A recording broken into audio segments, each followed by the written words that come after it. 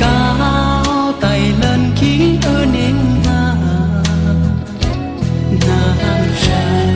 các bạn nhà lùi về nào xuống ra sân mình quê mẹ xanh lần về chăm thì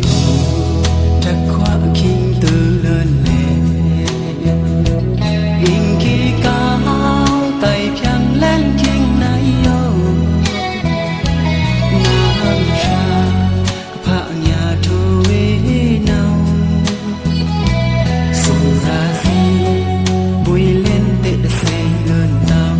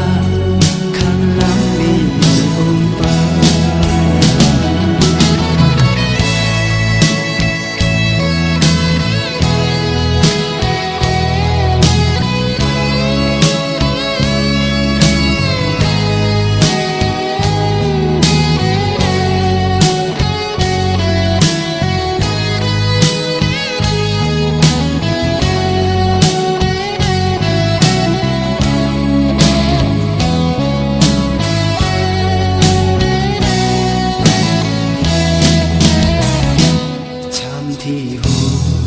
chắc khoa kinh từ lần toàn in khi cao tay lần kính ở nên nàng đập ra các bạn nhà lùi về nào xuống ra gì mình quê mẹ xanh lần về chăm thì hồ chắc khoa kinh từ lần về Hãy subscribe cho kênh Ghiền Mì Gõ